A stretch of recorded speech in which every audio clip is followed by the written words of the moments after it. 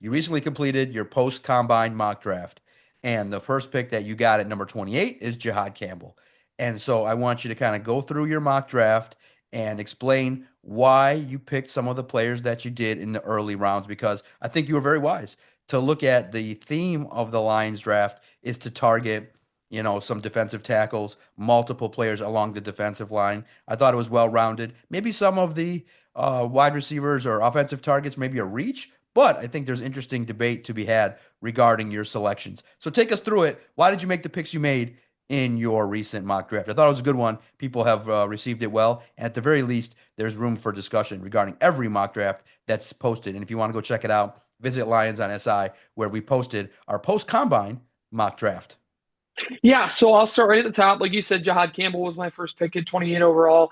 I just see him as being somebody who can fill a variety of different roles within the defense, whether that's the Sam, whether he's rushing the passer, whether he's working more as a Mike or a Will. And the Lions do have two very solid linebackers coming back in Jack Campbell and Alex Anzalone, but Anzalone's in the last year of his current contract, and while he's such a big cultural fit, that I think that he will likely. I mean, there's a solid case for him to be a Lion for the rest of his career. Sometimes that production kind of curtails towards the end of a player's career. And so I think that adding somebody who could fill either a vacancy left by Derek Barnes signing with another team, or if Anzalone's play tails off, then you could slide him in there. Or if Jack Campbell, who had a really good 2024 season, just can't keep it going and can't keep growing, then Jihad Campbell is competition for him. And Malcolm Rodriguez is going to be a free agent at the end of the season unless he gets an extension done. So I think overall there's a need for depth.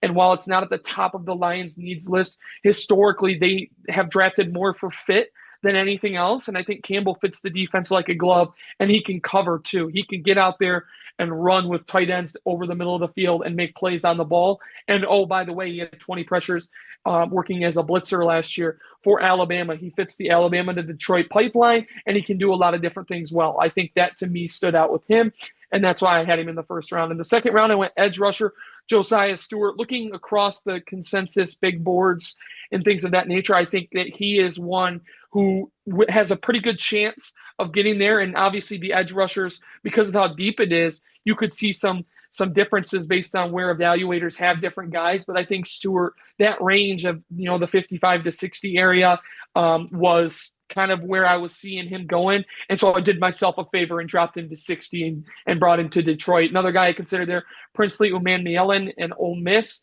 But I think that overall Stewart, who has the build to be a physical guy, but the athleticism and the speed to get around the edge, I think that to me is what stood out about him. At pick 101, I went with J.J. Pegues, who is quickly becoming one of my favorite players in the draft. He's a huge dude. He can play different positions along the defensive line. He can line up in the A gap or the B gap. Probably not a nose tackle, but that 3 to 5 technique type of player. And oh, by the way, he did fullback drills after he finished his defensive line workout. The Lions don't have a fullback right now. That third tight end position is still kind of up in the air. Wouldn't it be something if they drafted this defensive tackle in the third round and put in a package for him to play fullback? I think that would be a lot of fun, and it kind of fits the Lions with how creative they are on offense. So that's somebody to watch out. Third round, maybe a little bit early, but I think he's quickly picking up buzz as one of the more trendy players in the draft. And so I could see him continuing to climb. I don't think maybe he gets into the second round, but I like pick 101 is at the end of the third round in the compensatory area. I think that could be a slot where he just kind of climbs into. Skipping ahead to 133, Pat Bryant, the wide receiver out of Illinois. I touched on him a little bit earlier, but just to kind of go over his profile, big wide receiver, physical. He's got a 1.8 drop rate, which is minuscule. That was in 2024 at Illinois. His production steadily increased. He had 984 yards in his last season for the Fighting Illini. And then he had a very high contested catch rate. He was 9 of 13, according to Pro Football Focus, which equates to a 69.2% contested catch rate. Not going to get much better than that, to be completely honest. My day 3 guys moving further down the board. This is where it kind of gets tricky because the Lions go from pick 133 to pick 198. So there's a little bit of a gap there. I went with Howard Cross, the defensive lineman from Notre Dame. He has some pass rush production, but maybe is more of a traditional defensive tackle. I don't know. For me, he just kind of seems like a chess piece where you've got some upside there. He's got the size to play on the interior, but he's got the athleticism to maybe slide out and be kind of the big defensive end, like what Levi Onwuzurike profiled as last year for the Lions. I just think he's a fun little chess piece they can kind of mess around with as far as versatility goes. Also did some offensive drills, I believe, at the combine. And then in round 7, I had 2 picks. The first one being Connor Colby, the offensive lineman from Iowa, just a guard guy who's made over 50 starts in his collegiate career. Does a lot of things well as a run blocker, needs to work on his pass protection.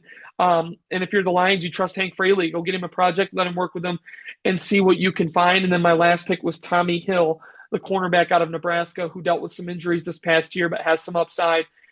Just kind of taking a late round flyer on a guy who could potentially help you as a gunner on special teams, and just see what you can get out of it. It kind of reminds me of that Chase Lucas type of pick a couple years back in the draft, where you take a chance on a cornerback and see what he can do. So that's just kind of the long and short of my mock draft from Monday. And it's so much fun now that we have a steady body of work and athleticism and testing that we can base our opinions off of based on seeing these guys work out.